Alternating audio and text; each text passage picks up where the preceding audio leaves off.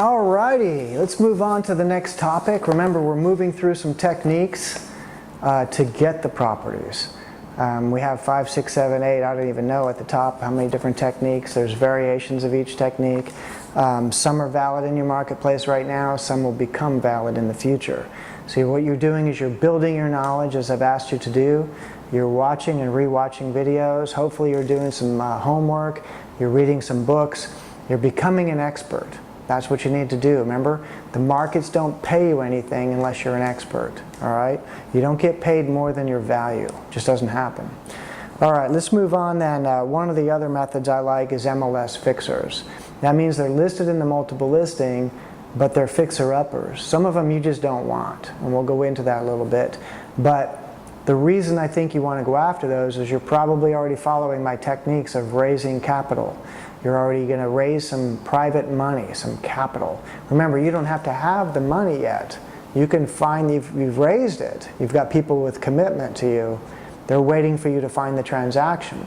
They're protected because when you find the transaction and you make the offer and you get it accepted, it's going to open an escrow. You're going to do your due diligence on the property to make sure that you're moving forward. Once you are, you're asking them to put the money in escrow. The title company is going to draw a note and deed of trust, and they're going to have a nice note and deed of trust to secure their money against that property. Usually in first position, we gave you some techniques where you take over a loan and then have it in second position. Either way, they know what they're getting, all right? So you're going to work towards that. The MLS is kind of interesting because it's probably the same in your areas as mine. You can store searches in there. I have multiple searches stored. Remember, if you're not a realtor and you don't have MLS, you probably have access to the public version of that. And I'm sure in most areas you can store a search for either a zip code, an area, for fixers, or for a certain type of property. 3-bedroom, 2-bath like we talked about, bread and butter homes if that's what you're after, duplex if that's what you're after, 4-unit buildings if that's what you're after. I have all those stored. And every time there's a new listing that might meet my criteria, which is almost every day, all right? I don't buy that many through MLS right now, but I'm sure it's going to increase, all right? There was one that came up today. It was on the edge for me. I considered making an offer today about $25,000 below asking price. But decided against it. Depending on how many deals you have going, what type of deals you have going, this happened to be a 4-unit building, I decided to pass. All right, I have a 4-unit building on the market. It's only been on the market a week. If I had already accepted an offer on that one, probably I would have made a run at this one. And who knows, maybe it'll still be sitting there when I do get an offer. I've been on the market less than a week, and the rumor is there's an offer coming. Often you'll have an agent call saying, I'm bringing an offer, and it takes days and days or a week. Last we heard, the offer was sent to the buyer for the review, and some investors move slow. That's an investor type property, a 4-unit building, fully occupied, that I bought, say, 18 months ago. All right, I paid $162, and it's on the market for $269. It's probably going to sell somewhere between $249 and $269. It's a good property. All righty. So you store those searches with either with the agents that you're working with. You could even have different specialists. If you know of an agent or broker that seems to specialize in income property and that's interesting to you, you have them working on that. You have other people that work a lot of bread and butter type homes. Maybe you have a stored search there. Maybe you use the public MLS and you don't bother either of those folks because you're working on your own. Maybe you're confident in your values.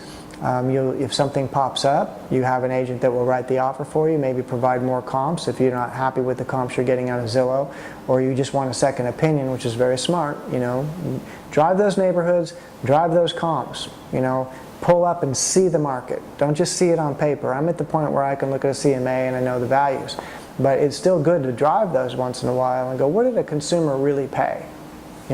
What did they vote with? I call that voting with their dollars. That's what they're voting for, right? You go in a neighborhood where there's a sale of $168 all the way up to $219. You thought the property you were buying you could sell for $219 and you're getting it low. You better drive all those comps and make sure it's comparable to the ones at $219, not comparable to the ones that were $168 or $188 or $198. You see? Find out why those other ones sold for less. Did they have a smaller lot?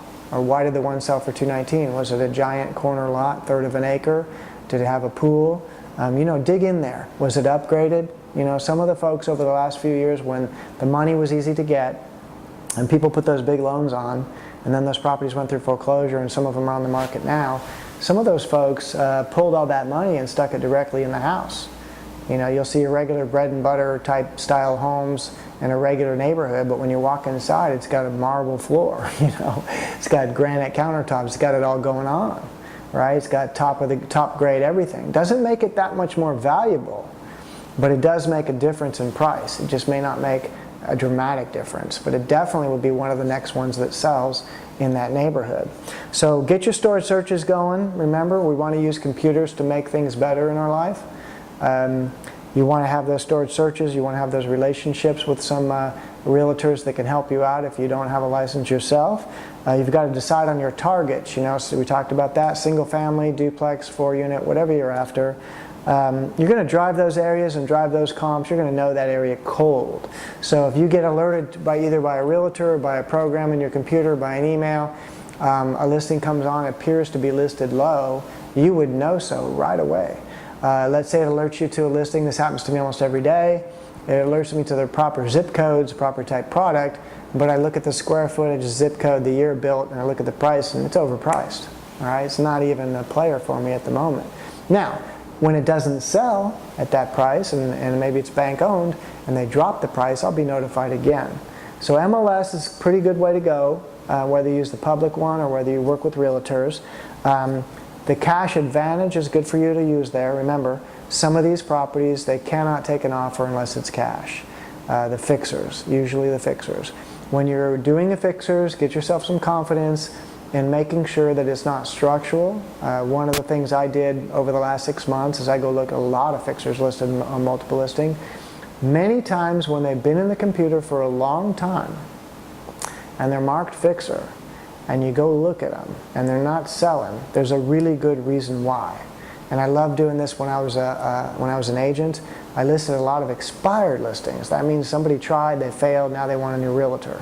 They might not have known they wanted a new realtor until I called them. You in the business know what I'm talking about, but I made most of my money from working expired listings. So my job was to get in there, figure out why it didn't sell, and can it be fixed. The point of the story is sometimes it can't. I've gone to some properties where they did a garage conversion, converting it into a room, but they did it so permanently it could not be converted back. And on top of that, it was done homemade style, wasn't done to code, had a funky door that you had to bend over to go through or something. I've even been in properties where the ceiling height isn't even legal, where they made a room out of a basement. We don't have a lot of basements out here. But some of the older properties might have one where you have to walk with your head down. Well, you can't fix that, all right? I mean, you could, but it'd be a lot of money. You'd have to jack the whole place up and make it taller, which is not out of the question, by the way. I've done something like that before, but it's very cost prohibitive usually, so you have to really watch that. All right, so sometimes I go look at them and I think I know why it's not selling and I can't fix it. I move on. I don't make a low ball offer on that. There's no reason to. I've seen some really funky ones, and they're still on the market sometimes 6 months later, 8 months later, a year later. I'm thinking to myself, it's never going to sell. I mean, they almost have to give it away, and give it away to someone where that funkiness will work for them, and that's a very small market. I always try to put garage conversions back to a garage. Well, if they put a brick wall across the front and landscaped it and took out the driveway, and it doesn't work for me. It's not worth it. It's too much money to put it back the way it was. So MLS can be a good way to go. You probably want to focus on the ones that need cash, raise that capital, and try to use your cash advantage. When you make these offers, you'll learn how many offers did they get, right? That could be part of your homework here. Find out when a property comes on that you're interested in, even if it's before you're ready with your money, let your realtor know, or you can watch it, see if it goes pending sale. If you can find out if they had multiple offers, it will tell you something about your market.